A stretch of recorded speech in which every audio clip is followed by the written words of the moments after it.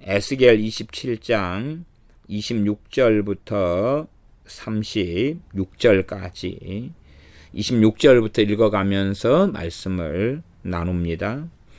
내 사공이 너를 인도하여 큰 물에 이름이여 동풍이 바다 중심에서 너를 파하도다.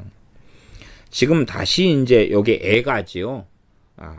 이 두로에 대한 애가니까 내 사공이 너를 인도하여, 그러면 사공이 배를 몰고 가지요. 큰 물은 깊은 물을 이야기합니다. 거기에 이름이요.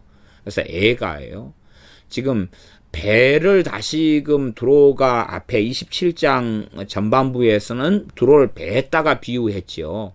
그리고 다시 여기서도 배로 다시 비유하는 걸로 돌아오면서 애가를 부릅니다.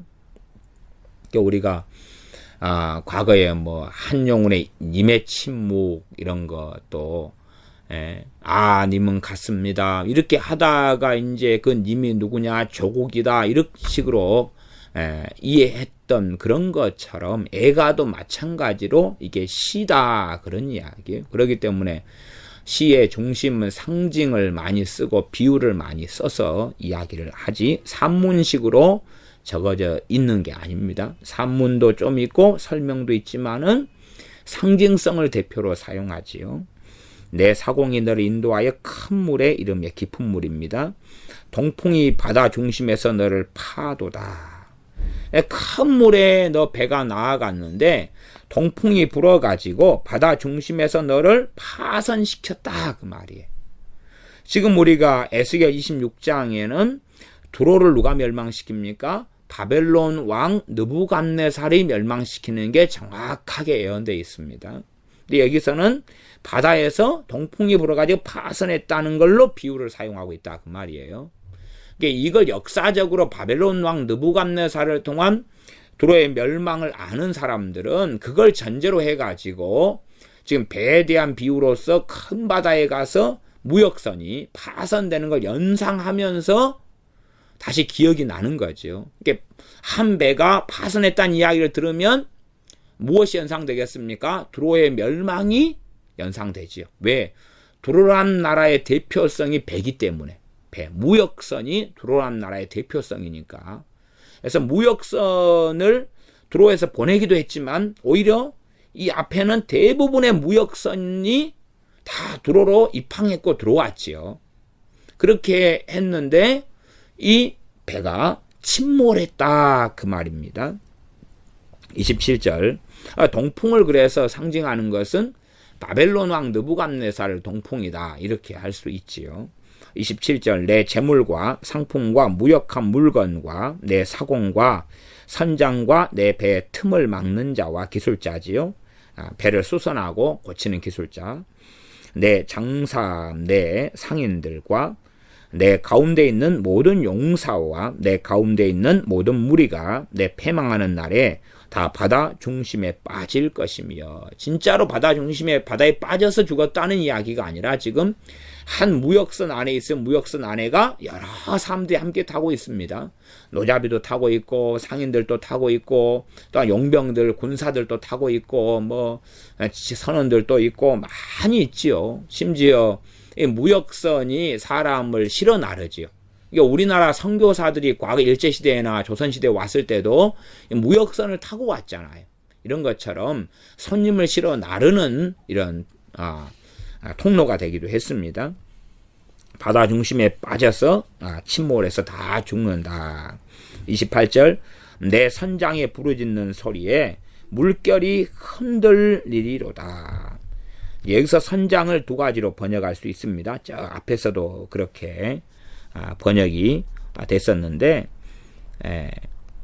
8절에 보면 8절 하반절에 너 가운데 있는 박사가 현인들이 지혜로운 사람 똑똑한 사람들이 내 선장이 되었도다. 여기서 선장도 선원으로도 번역할 수 있고 선장으로도 번역할 수 있고 지금 복수형입니다.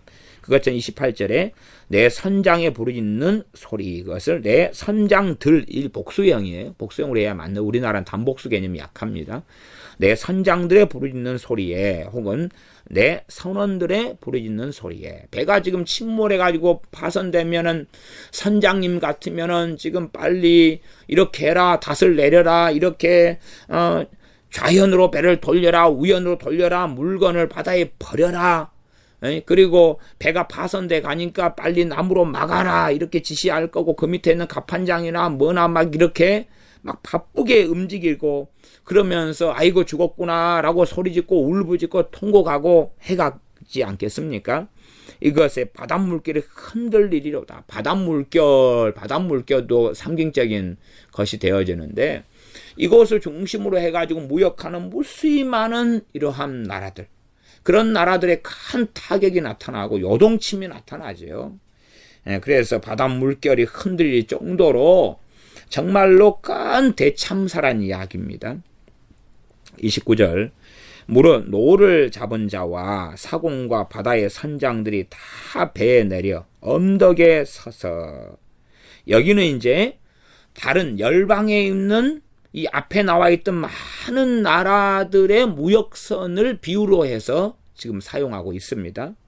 그래서 그 다른 배, 다른 무역선들에서 무역선을 해안가에 대고, 거기에서 노를 잡은 노잡이들도 내려오고 사공도 내려오고 바다의 선장들도 다 내려와 가지고 언덕에 서서 지금 침몰해 가는 이 두로의 배, 두로를 지켜본다는 사실입니다. 그러면서 30절, 너를 위하여 크게 소리질러 통곡한다. 이들이, 이 무역선에 있는 사람들, 나아가 이 무역에 관계했던 사람들, 또한 무역을 통해서 많은 유익과 이익을 얻었던 민족, 나라들이 크게 소리질러 통곡한다. 통곡하고 티끌을 머리에 무릅쓰고 재 가운데 굴미여. 티끌을 머리에 쓰는 것은 자기 머리에 흙을 뿌려요. 왜냐하면 당시에 장례 풍습에 사람이 죽었을 때에 머리에 흙을 이렇게 뿌립니다. 뿌리고 그 다음에 재 가운데 뒹군다. 재를 뿌리고 그 위에서 몸을 뒹구는 것입니다. 막 이리 굴르고 저리 굴르고 머리를 쓰고, 이게 장례 풍습이에요. 그런 것처럼 가장 참담하고 슬프고 이런 일을 만났을 때 이런 일을 행합니다. 근데 그렇게 지금 너를 위하여 두로 때문에 통곡하고 소리 지르고 울고 그런다는 이야기입니다. 31절, 그들이 다 너를 위하여 머리털을 밀고, 정말로 그들의 상고가 되었고 그들의 상인들이 되었는데, 그들 때문에 어떤 면에서 먹고 살았지요. 우리도 제가 어제 광주 신방 갔다 오는 길에 여천을 쭉 오면서 밤에 프랭카드를 보았는데, 프랭카드에가 뭐 재벌 국가, 악덕 재벌 아니면 이런 것을 멸망시켜야 된다, 이런 대기업들을 막 멸망시키고 다 무너뜨려야 된다, 이런 빨간색 프랭카드가 쫙 걸려 있었어요. 정말로 뭘 몰라도 참 모르는 것입니다. 몰라도 정말 몰라요. 이 중국의 마오쩌둥 같은 경우도 어떻게 하면 이 중국에 삼성전자 같은 기업을 일으킬 것인가? 어떻게 하면 삼성 같은 기업을 일으킬 것인가? 어떻게 하면 이 중국에 이런 대기업을 일으킬 것인가? 이것을 연구하고 지시하고, 또한 우리나라의 이 경제 개발을, 새마을 운동 같은 걸 어떻게 중국이 일으킬 것인가? 얼마나 고심했고 애를 썼는데. 이 나라의 근간은 기업인데, 나라의 근간이 무슨 기업이냐면 대기업입니다. 대기업. 대기업이 나라의 근간이에요. 이 대기업이 있다 그러면은, 이 공산당 사상을 가진 사람들은요, 대기업에 부가 있다 그러면 그걸 다 쪼개가지고 프롤레타리 혁명을 통해서 자기가 다 나눠먹겠다는 거예요. 나눠먹겠다. 그러면 일견 보기에는 굉장히 그럴듯하지요. 말하자면 대한민국의 재벌들이 다 모든 부를 가지고 이 노동자 계급을 착취하고 그렇게 하는 이 허망한 사회주의, 공산주의 혹은 주체 사상의 환타지에 의하면 그런 것처럼 보입니다. 그러면 그렇게 생각해 봅시다. 대기업이 망해버린다. 대기업을 일단은 지그들이 다 나눠 먹었다고 칩시다. 대한민국 국민들이. 삼성이나 아니면은 대우나 뭐 LG나 뭐 큰 대기업을 지그들이 다 나눠 먹었어요. 당장은 돈이 좀 많아졌겠죠. 많아졌겠죠. 말하자면 황금알 난 거위를 배를 잘랐어요. 그러니까 물론 뱃속에는 황금알이 없어요. 그러면 이제 배를 잘랐으니까 거위라도 삶아 먹을 것 아니에요. 삶아 먹었어요. 그러면 대기업이 없어요, 이제. 자, 냉장고 만들 수 있어요, 없어요? TV 만들 수 있어요, 없어요? 컴퓨터 만들 수 있어요, 없어요? 자동차 만들 수 있어요, 없어요? 비행기 만들 수 있어요, 없어요? 아니면 전함 같은 거 만들 수 있어요, 없어요? 그냥 짜잘한 배들은 조선소에서 만듭니다. 그러나 어마어마하게 큰 배는 대기업이 아니면 만들 수가 없어요. 구멍가게 한 5명 모여가지고 뭘 만들죠? 나무젓가락? 상? 밥상? 책상? 책꽂이? 그래, 그런 거 만들어요. 그럼 만들어요. 그러면 어마어마한 원유를 수입해가지고 호남 석유화학이 있다. 그러면 여기에서 이 석유를 정제하는데, 그래서 가솔린을 만들고 휘발유를 만들고 등유, 경유를 만들고 하면서 또한 아스팔트 같은 걸 만들기도 하고 찌꺼기를 내기도 하고 또한 석유화학 제품들을 만드는데 대기업이 없어요. 그러면 심지어는요, 칫솔 치약도 못 만듭니다. 근데 그 대기업이 모든 노동자 계급이 가지고 있는 부를 가지고 있는 착취 대상이다. 그것을 무너뜨려야 된다. 그런 프랭카드가 걸려 있어요. 우리 동네는요, 참 기가 막힌 동네입니다. 기가 막힌 동네가 여천 공단회가 최소 저기가 노동자 거기에가 노조에 가입되어 있는 사람만 2만 명입니다. 한 18,000명에서 2만 명이 가입되어 있어요. 그러면 저 공단에서 먹고 사는 사람들이, 그리고 실제로 고박이 4 정도 하면 공단에서 공단 화물차로 운전한다든지 이렇게 가는 사람들 합치면 고박이 4까지 나온다 그래요. 그러면 2만 명이다 하면 8만 명이 저까지 먹고 살고, 가족으로 따지면 고박이 4나 5를 하면 8만 곱하기 4나 하면 32만 명입니다. 거기에서 먹고 살아요. 그렇게 대기업, 대부분 대기업이죠. 저 공단에 입주해 있는 업체들이. 거기에서 먹고 살면서 프랭카드는 뭐냐 그러면 그들을 멸망시켜야 된다는 거예요. 그러면 자기들이 먹고 살 밥줄은 있겠어요? LG화학 먹고 살 밥줄이 있겠어요? 그러니까 나라의 대기업을 무너뜨리면 뭐가 무너지냐 그러면 나라가 무너지거든요. 나라가 무너져. 대기업 하나 안에 중소기업이 수백 개 수천 개가 달려있어요. 대기업이 무너졌어요. 중소기업 다 도산하고 무너지죠. 전부 다 무너져요. 나라가 끝장이 나버려요. 나라 안에 경제공황이 들어와요. 그런데 그래서 공산당은요, 대기업을 무너뜨리는 게 목적입니다.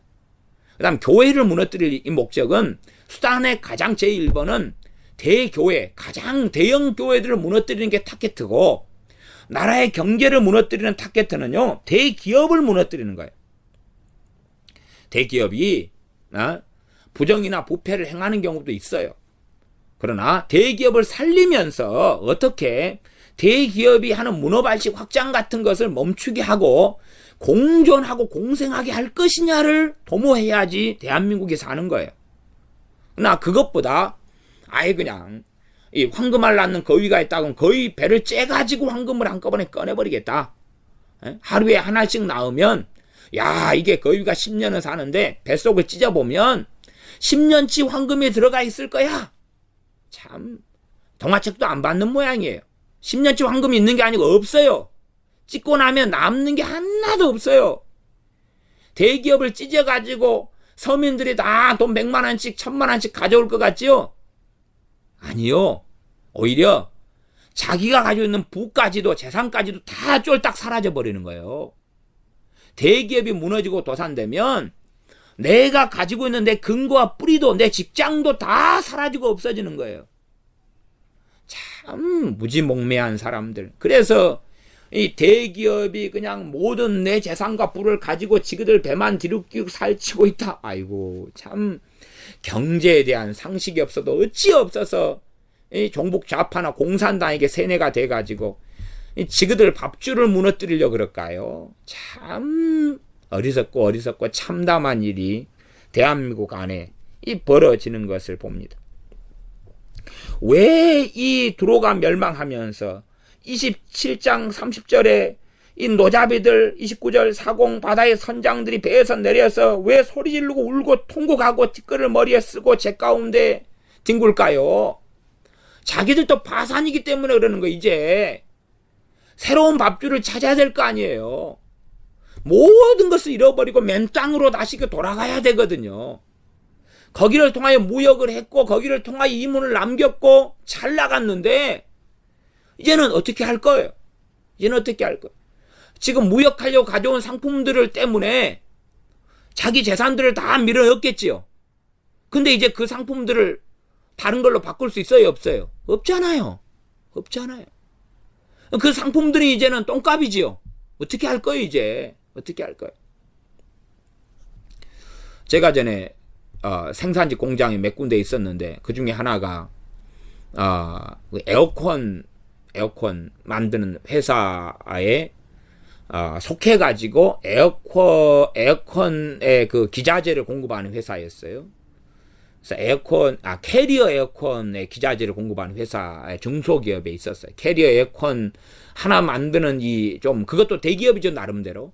에어컨 만드는 회사용 되면 대기업이 돼야 돼요. 그래서 거기에 납품하는 많은 종류의 물품들이 있는데 그 가운데 이제 에어컨 종류가 여러 종류가 있죠. 그래서 그 속에 뭘 만들었냐면 블러시를 만들었어요.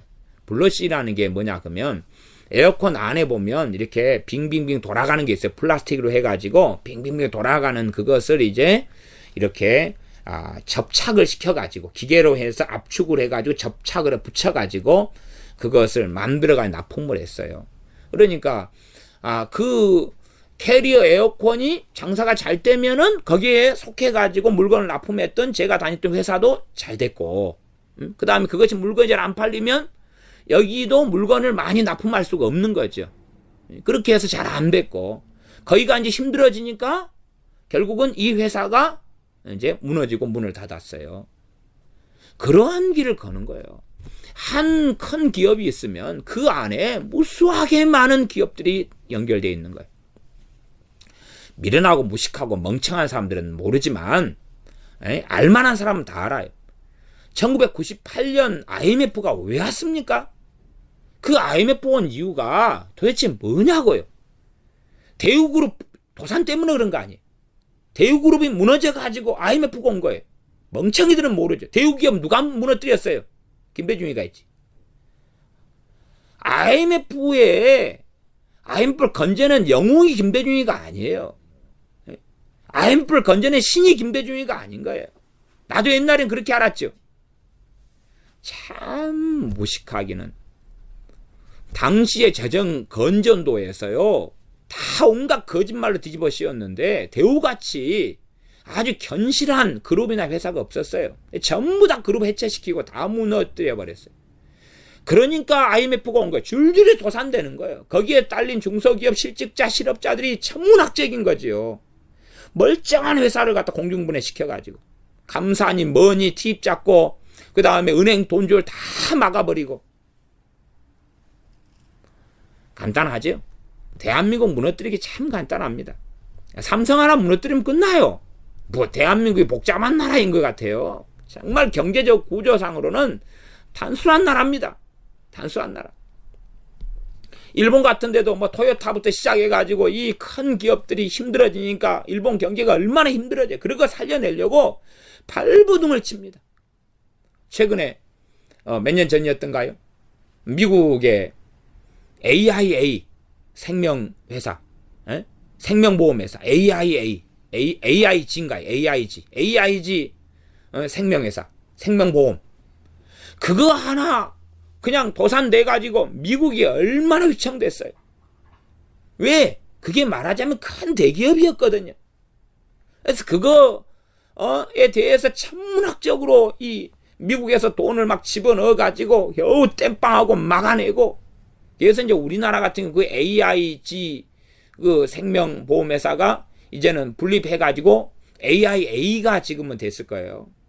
굉장히 축소돼가지고 겨우겨우 살아나가지고, 그 완전히 무너졌으면 몰라요. 미국이든지 우리나라든지 아주 줄줄이 어마어마한 타격이 있었습니다. 이 세계의 경제도 간단해요. 세계 경제요. 나중에 적그리스도 짐승이 일어나잖아요. 뭐만 무너뜨리면 되냐 그러면 전 세계를 주름잡고 있는 이런 대기업체 몇 개만 무너뜨리면 이게 글로벌 사회에서 경제가 하나거든요. 그냥 줄줄이 무너져 버리는 거예요. 그러니까 우리나라 대한민국을 전복시키려고 북한이 쓰는 방법은 간단해요. 이 대기업을 파쇼의 세력, 무너뜨려야 될 세력, 대기업을 아주 그냥 지주 계급으로 만들어 가지고, 그래서 이 프롤레타리아 노동자 혁명을 일으켜 가지고 그 지주 계급 세력을 무너뜨리는 그러한 사상으로 가리키고 말하면 그건 정복 좌파입니다. 그건 빨갱입니다. 이미 공산당에게 세뇌된 거예요. 그건 세뇌된 거예요. 그래놓고 이제 또 대기업 들어가려고 애쓰죠. 사실은 우리가 알지 않습니까? 대기업체 사원들이 얼마나 많은 보장과 혜택을 받고 사는지. 그만큼 대기업체가 버는 돈을 사원들에게 확실하게 돌려준다는 이야기거든요. 왜 중소기업을 안 가려고 그럽니까? 중소기업에서 똑같이 일하고 해도 돈 얼마 못 버니까. 그 다음 중소기업에서 얼마든지 쉽게 퇴직금 없이 잘리기도 하니까. 하지만 대기업체는 직원과 사원을 보호해가지고 명퇴할 때도 돈을 몇 억씩 안겨주고 그렇게 하잖아요. 그러지 대기업체가 먹은 것만큼 토해내는 일들이 얼마나 많은데 온갖 거짓말과 가문이설을 해가지고 삼성 같은 거 하나 무너뜨리면 대한민국 무너지는 거예요. 뭐 공사나 쉽게 일어납니다. 북한 침략 간단합니다. 간단해요. 뭐 북한이 침략 안 해도 그냥 과거 1970년 60년대 돌아가서 손가락 빠는 것은 쉬운 일입니다. 그러지. 그러면 대기업체 없이 한 10명 단위로 해가지고 기업을 만들어서 뭘 생산할 거예요? 말하자면 요즘 병원들에 뭐 몇 억짜리 최신식 기계가 들어오는데 10명이 모여가지고 그 기계 만들 수 있어요? 10명이 모여서 경운기라도 하나 만들어보세요. 경운기라도 만들 수 있냐고요 도대체. 10명이 모여서 전화기라도 하나 만들어요? 뭘 만들어요 도대체. 10명이 모이고 한 20명 모여가지고 소기업으로 해가지고 핸드폰이라도 하나 만들어요? 그거 만들려면 그러면 더 큰 돈 들여가지고 거기 부속품 전부 다 수입해 와야 돼. 아주 그냥 썩어 빠진 이러한 정신을. 그래서 우리 동네 어제 프랭카드 보면서 야 그냥 야밤에 다니면서 그냥 콱 칼로 다 그냥 썰어버렸으면 좋겠다. 언제 그냥 모자 쓰고 야밤에 밤 새벽 2시에 그냥 다니면서 아이고 이 진짜 대기업 때문에 먹고 살고 있는 우리 동네 사람들이 미쳐가지고 자기 밥줄을 끊고 황금알을 낳는 거의 뱃속을 찢어버리려고. 참 강팍하고 악하긴 악하다. 정말 악하긴 악하다. 사실은 대기업체에 속해 있는 이 사람들이 이 2만 명 노조의 중심 간부들이거든요. 그들이 공산당 사상이 심취해가지고 그래가지고 대기업체 자기 회사는 무너뜨리려고 그러거든요. 이야 참 놀랍습니다. 강경노조에 속해가지고. 그래놓고 연봉은요 기본 7천 8천만 원 받아먹어요. 솔직한 이야기로 하면은 우리 교회에 전에 전도하고 저한테 세례까지 다 받고 그런 분이 거기 이 강경노조의 간부였어요. 그래가지고 강경노조 간부가 되면서 예수님 떠나고 다 부정하고 버렸어요. 그리고 지금은 노조 간부 그만두니까 반미치광이가 되기도 하고 막 그랬어요. 왜요? 그 일을 하지 말라 그래도 그냥 빨리갱이 편에 서가지고 끊임없이 자기 연봉 얼마나 받아먹는데 LG 다니 LG. LG에서 노조 돼가지고 LG는 무너뜨리는 작업을 하는 거거든. 그래놓고 하나님 앞에 서기를 바랬어요? 지옥가예요 지옥가. 믿음까지 다 잃고 모든 걸 다 잃었죠. 물론 지금 아직도 LG에서 연봉 잘 받고 잘 먹고 살죠. 그래놓고 또 LG 무너뜨리기를 원할 거예요. 무너뜨리세요 자기 밥그릇. 하나님 앞엔 결코 설 수 없고 영원한 지옥이 있게 될 거예요. 참이 못된 짓을 하는 사람들이 너무 많아요. 너무 많아. 그래서 이들은 이 자기 밥그릇이 무너졌거든요. 말하자면 다시스가 대기업이에요. 하나님의 심판을 받아서 무너지는 건 어쩔 수 없는 거예요. 심판을 받아서. 다시스는 하나님의 심판을 받아 무너졌거든요. 그래서 우리 대기업 같은 경우도 정말로 겸비해야 돼. 그런 의미에서 저는 이 삼성 같은 회사는 참 제가 개인적으로는 존경해요. 왜 그러냐 그러면 철저하게 이건희 회장이나 제가 사람을 어떻게 떠받드는 건 아닙니다. 그러나 인간 중심의 경영이나 아니면 정직, 부정부패를 척결하려고 정말 애를 씁니다. 모르는 사람은 그냥 모르지만 알 사람은 알아요. 그냥. 대기업체가 부정부패가 들어가면 순식간에 무너져 버립니다. 그러면 대기업체 무너지는 것만이 아니라 줄줄이 다 도산하고 말아요. 부정부패가 들어가면. 저 우리나라 많은 기업들에 대하여 참 안타까움을 가지고 있는 것이 은행들 같은 경우도 부정부패가 너무 심해요. 전에 이 제2금융권 저축은행들 도산들 알잖아요. 그거 부정부패 때문에 그러거든요. 그 큰 덩치의 저축은행들이 얼마나 우리나라에 심각한 위기를 가져왔어. 그런 저축은행 도산 들어가니까 몇 년 전에 우리나라 부도 위기까지 갔던 것이 그것이 이유 아닙니까?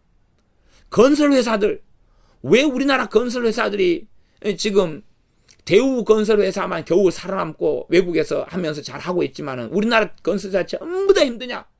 그거 한꺼번에 들어가면 그거 그 안에서 끊임없는 뇌물, 부정부패 때문에 그렇습니다. 제가 건설회사에 속해가지고 일을 좀 해봤거든요. 그랬더니 전체 돈의 72%까지가 잡혀 있고요. 그 다음에 28%를 뭘로 잡냐 하면 접대비로 잡아놨어요. 접대비로. 그걸로 해서 여자 사가지고. 그래서 제가 회사 다닐 때 직원들 밑에 그것도 이제 한 지부격이었어요. 그러니까 큰 회사 안에 속해 있는 한 현장 안에 직원들이 200명을 데리고 있는 현장이었는데 제가 거기에 이제 사원으로 관리자로 있었어요. 근데 이 술상물을 데려다 놓고 그 사람이 이제 갔다 오면 하루 종일 갔다 오면 여자값 500만 원.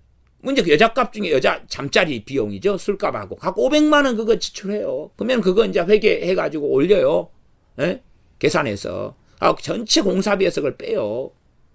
그렇게 해서 이 접대비를 끊임없이 쓰는 거예요.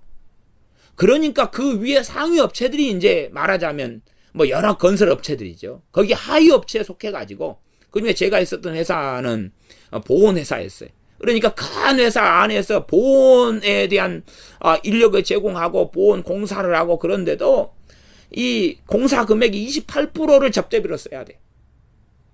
28%면 돈이 얼마입니까? 에?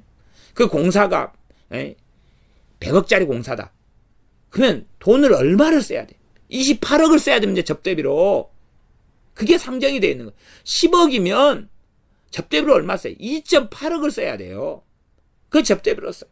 술상무가 맨날 가가지고 500만 원씩 끊어오고 술집 단란주점 가가지고 접대하고 그 위에 상위 업체 과장이나 부장이나 데려다가 나중에 이제 저한테 그걸 저한테 이제 접대하라는 건 아니지만은 그 온갖 지저분한 그 회계를 저한테 이제 넘겨서 제가 회사를 그만뒀어요. 그걸 저한테 하라는 거예요. 이게 말하자면 저는 그까지는 관여 안 했습니다만은 직원 200명 있으면 월급이 얼마가 나가냐 그러면 250명분이 월급이 나가요. 왜냐면 50명을 주민등록 등본을 가짜로 가져와가지고 근무하는 척 해가지고 월급을 넣어가지고 돈 세탁을 하는 거예요. 이 건설업체가 그런 거예요. 그러니 건설업체를 하나님이 심판하실 수밖에 없는 거예요. 우리나라 건설업체들 전부 다 아파트에 매이고 뭐에 매이지만 깊이 들어가면 그 정말로 부도 위기 속에 살 수밖에 없는데 무수한 그 불법들이 그 안에 있는 거예요. 근데 얼마나 불법이나 부정부패나 뇌물이나 이걸 정리할 것인가가 중요한 관건인 거예요. 우리나라도 마찬가지입니다. 3,000보를 좀 셌습니다만은. 그래서 너를 위하여 크게 소리질러 통곡하고 티끌을 머리에 무릅쓰고 제 가운데 굴러요. 31절 그들이 다 너를 위하여 머리털을 밀고 굵은 배를 띠로 띠고 마음이 아프게 슬피 통곡하리로다. 32절 그들이 통곡할 때 너를 위하여 애가를 불러 조상하는 말씀이여. 조상한다 그 말은 슬픔의 노래를 부른다 그 말이에요. 애곡하는 소리다 그 말이에요. 도로같이 바닥 가운데서 적막한 자 누구인고. 애곡하면서 정말 슬프고 통곡합니다. 왜? 도로의 멸망이 누구의 멸망을 자초하니까? 자기들의 멸망을 자초하니까. 대기업이 무너지니까 여기에 속했던 상고들, 상인들, 배들은 말하자면 중소기업이거든요. 그게 물건을 납품하는 중소기업이에요. 비유하자면. 그러니 애곡하고 통곡할 수밖에 없는 거예요. 지금도 우리나라 대기업체 회사들이 너무 노조가 강성해서 인건비를 너무 요구하고 그러니까 베트남이나 이런 데로 다 옮겨버리잖아요. 그러니까 옮길 계획을 가지고 있는 대기업체들이 많아요. 지금 많아요. 말은 안 해서 그렇지요. 내부적인 이야기가 그렇습니다. 이게 제가 그 대기업체 근무하는 사람들에게 내부적인 이야기를 들으면 회사 지금 막 옮길 계획들이 다 가지고 있고 몇 년 안에 다 옮기는 계획들 시행하고 있어요. 문제는 중소기업들은 그거 몰라요. 옮기고 나면 이제 끝장난 거예요. 끝장나. 그것도 몇백 개 기본은 줄줄이 도산인 거예요. 끊임없이 강경노조 만들어가지고 결국 자기 밥그릇을 없애버리는 거예요. 없앤 거예요. 자기 밥그릇 자기가 엎어버린 거죠. 왜? 임금을 끊임없이 올리는데 과도하게 요구하고 더군다나 임금 올리기 위해서는 얼마든지 그냥 회사에 공장 라인을 다 스톱을 시켜버리니까. 그러니 어떻게 회사를 유지하냐 그 말이에요. 이 직원이 10,000만 돼도 10,000명 먹어 살리는 게 쉽습니까? 2명, 3명 먹어 살리는 거 쉬워요. 붕어빵이라도 구우면 되잖아요. 10,000명을 먹여 살리는데 붕어빵을 갖다가 10,000명한테 꾸라고 하면 되겠어요? 예? 수요는 넘쳐나고 공급은 넘쳐나는데 수요는 없잖아요. 붕어빵이 안 팔리죠. 5명 직원을 먹여 살기는 쉬워요.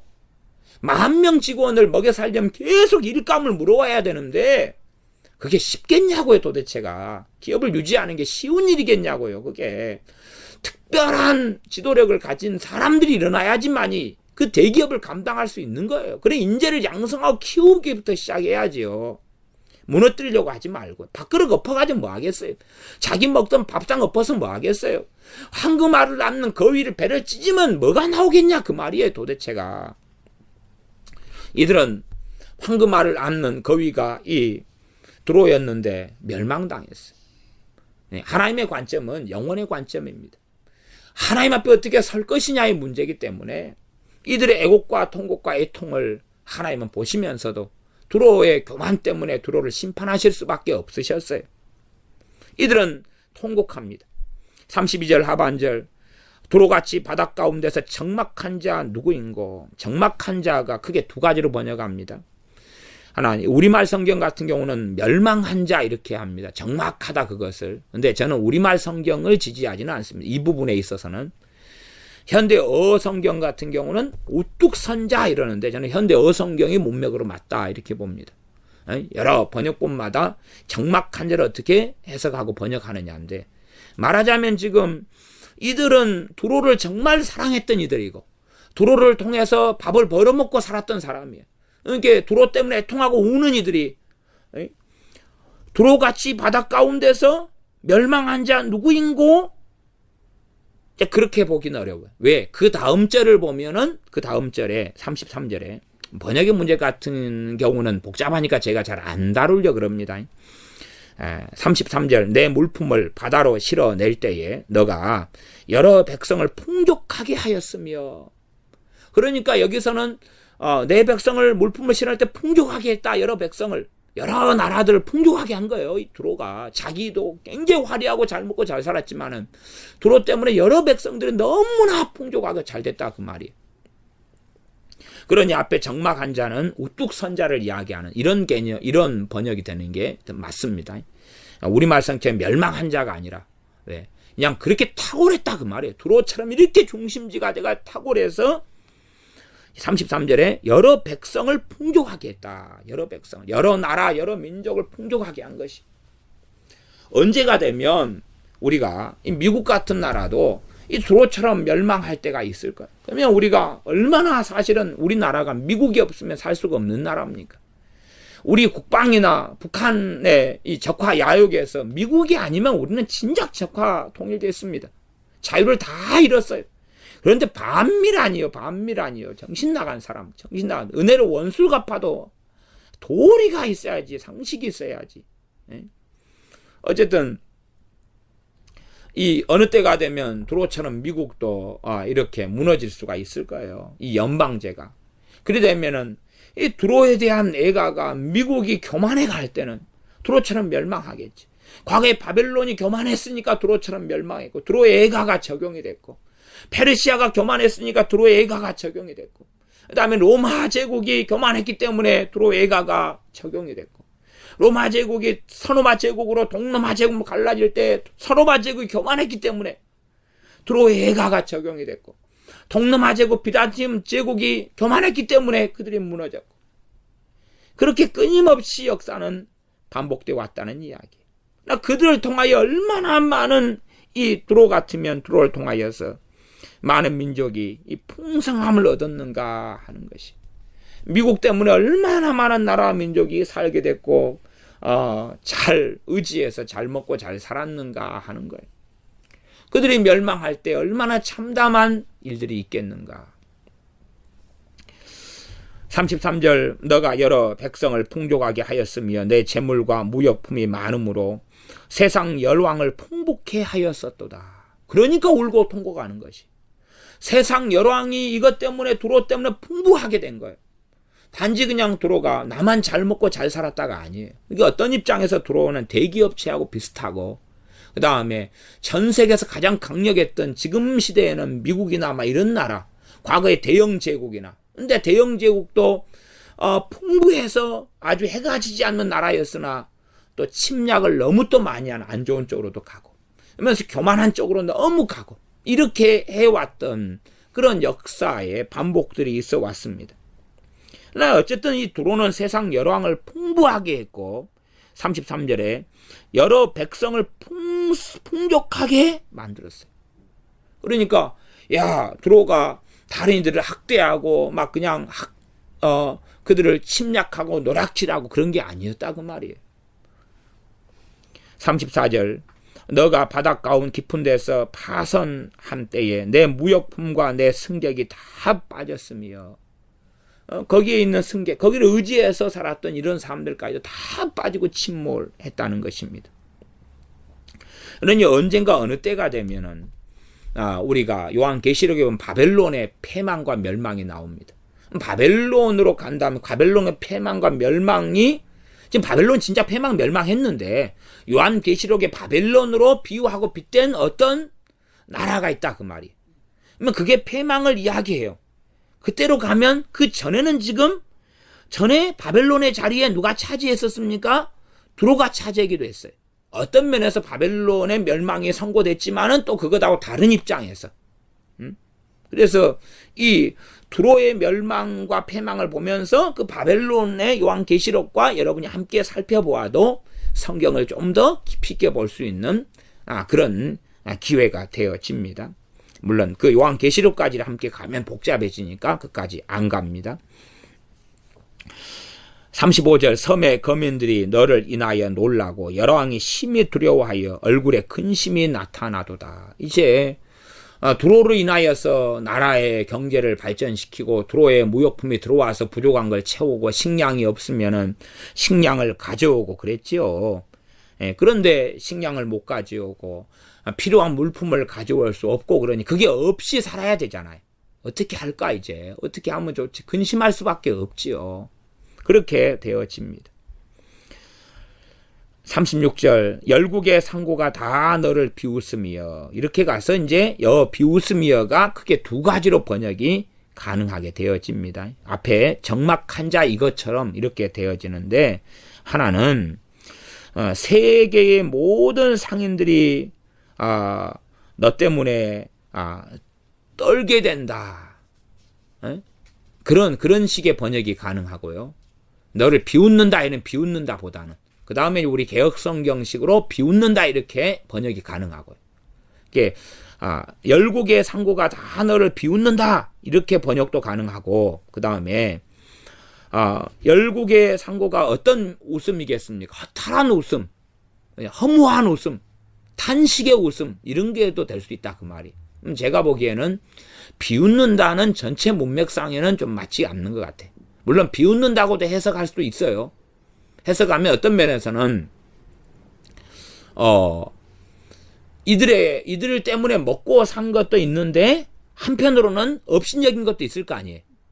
말하자면 중소기업이 그 회사 때문에 대기업 때문에 사는데, 대기업 사원들이나 이런 경우에 천대하고 멸시 받고 대기업 과장이 중소기업 사장을 우습게 여기고 이런 일을 당했으면 대기업이 무너질 때에 두 가지 이 마음이겠죠. 하나는 자기 회사도 무너지니까 한탄하고 슬퍼하고 절망하고, 또 하나는 한편으로는 야, 네 그럴 줄 알았다 그러기도 하겠지요. 이러한 상대적인 걸로 우리가 이해할 수 있고요. 아니면 전체 문맥상에서 지금 12개의 지금 상고들 통곡하고 우는 것이 30절부터 나왔었잖아요. 29절부터. 머리를 심지어는 밀고 울고 통곡하잖아요. 그러니까 비웃는다는 것은 문맥상에 좀 안 맞는 이야기가 되는 부분이 있다 그 말입니다. 그까지는 이제 여러분들이 스스로 결정해가지고 이해하셔야 될 것 같습니다. 너가 경계거리가 되고, 누가요? 두로가요. 두로가 경계거리가 된다. 왜 경계거리가 되느냐? 그건 28장으로 가야지 이제 더 자세하게 나옵니다. 28장. 물론 26장에 좋다, 그렇게 하나님 백성에 대하여 했던 일을 우리가 기본으로 염두에 두면서 28장에 두로 왕 혹은 두로의 교만에 대하여 살펴보면 더 깊이 이해할 수가 있습니다.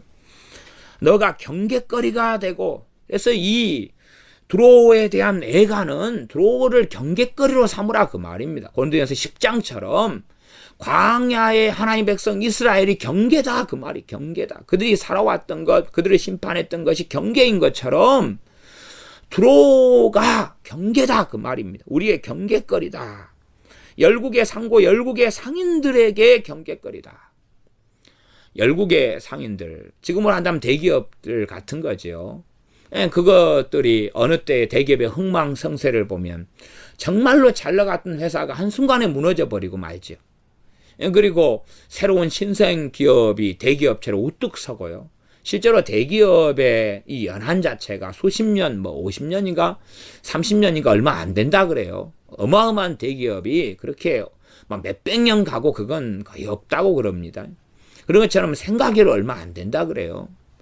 그런데 이러한 대기업 체의 흥망성쇠를 우리가 볼 때에 이제 열국의 상고니까 상인들이죠. 다른 회사나 다시는 기업으로도 볼 수 있고요. 거기에 속해 있는 또 임직원이나 사장이나 CEO나 오너나 이런 사람들이 그런 걸 보면서 경계로 삼는 거죠. 왜 저 회사는 도산될 수밖에 없었느냐? 왜 저 대기업은 저렇게 망할 수밖에 없었느냐? 저 두로는 왜 저렇게 망할 수밖에 없었느냐 하는 거죠. 그 근원적인 것이 하나님과의 관계 때문에 그렇습니다. 지금 당연하게 두로 왕이나 두로는 하나님을 믿지는 않습니다. 그러나 문제는 그들이 전능하신 하나님에 대하여 28장을 미리 조금 보면 두로 왕이 두로의 전체의 왕정 국가니까 방향을 잡고 깃대를 잡고 있습니다. 사공이죠. 두로의 사공이 두로 왕입니다. 사공이 많으면 배가 산으로 간다 그런 말도 있죠. 사공이 깃대를 잡고 동으로 가냐 서로 가냐의 문제입니다. 왕정 국가는 그래서 왕에 대해서 심판을 선고하고 왕에 대해서 다루는 것이 아주 성경이 많습니다. 두로 왕이 28장 2절에 보면 인자야 너는 두로 왕에게 이르기를 주 여호와의 말씀에 내 마음이 교만하여, 여기는 두로 왕에게 말하는 게 나오네요. 두로 왕에게 이렇게 말해라 그 말이죠. 어떻게 두로 왕에게 이 하나님 말씀이 전달되었는지까지는 모르겠습니다. 나 두로 왕에게 너가 말해라 하는 게 나왔습니다. 에스겔 선지자의 이 말이 두로 왕에게 어떻게 전달되었는가 그까지 미지 쓰고 주 여호와의 말씀에 너 마음이 교만하여 말하기를 나는 신이라 내가 하나님의 자리 곧 바다 중심에 앉았다 하도다. 내 마음이 하나님의 마음 같은 채할지라도 너는 사람이여 신이 아니거늘. 자기가 신이라 그랬다 그 말이에요. 왜 애굽이 제국으로 발돋움 하려다가 주저앉고 그랬냐 하면 애굽의 바로 파라오가 나를 신이라 그랬다 했단 말이에요. 그러니 그들은 주저앉고 무너지고 무너질 수밖에 없었던 것. 두로 왕이 나는 신이라 그랬던 거예요. 나는 신이라. 사탄이 내가 하나님과 비길이라 그랬죠. 내가 하나님과 비길이라. 마귀가 내가 하나님과 비길이라 그랬던 것입니다.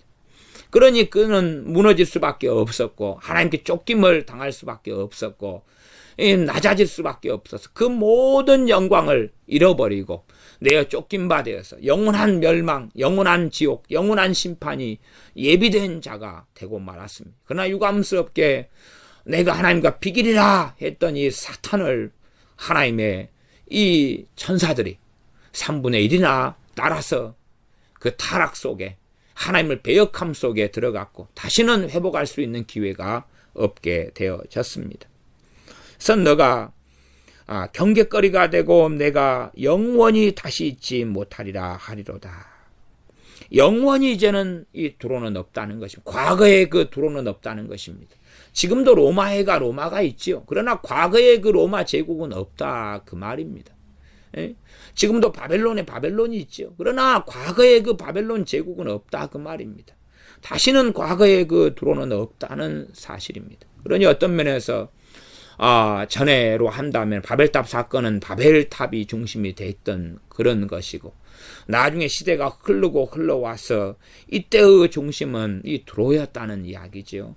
바벨론의 비유로 한다면은 당시가 이 두로가 바벨론, 말하자면 전 세계의 부를 갖다 주는 곳이었죠. 전 세계의 부요함, 전 세계의 풍부함을 갖다 주는 중심지가 이 두로였는데 이 두로의 교만으로 인하여, 나아가 두로 왕의 교만으로 인하여 하나님께서는 두로를 심판하시고 멸망시키셨다 하는 일입니다.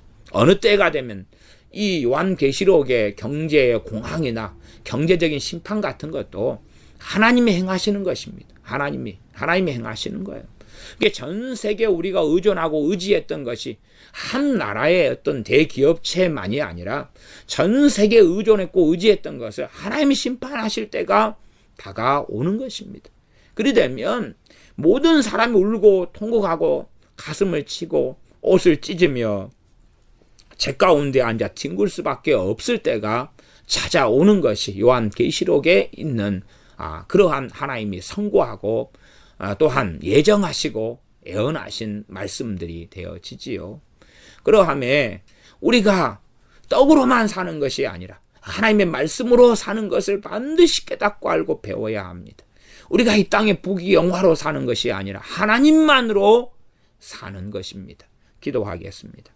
아버지 하나님, 어리석은 사람들이 되지 아니하여 이 땅의 부귀영화와 이 두로의 풍부한 이러한 풍성한 금은보화와 물건들과 생산품들을 의지하여 살았던 당대의 많은 열방의 상고들처럼 지금의 풍성한 시대에 우리가 많은 소유물들을 가지고 이것에 의지하고 많은 재물과 많은 돈을 가지고 이것에 의지하여 살아나가기를 원합니다. 그러나 하나님께서 어느 때에 우리가 의지했던 이 대기업이나 의지했던 이 경제적인 이러한 부흥이 다 무너져 버리고 그리고 우리가 애곡하고 통곡하고 머리를 밀고 옷을 찢으며 또한 제 위에 뒹굴 수밖에 없는 때가 도래할 것인즉 우리가 이 땅에 살면서 손에 가진 것들을 의지하고 재물을 의지하는 그러한 속에 몰두하기보다는 이제는 하나님 말씀으로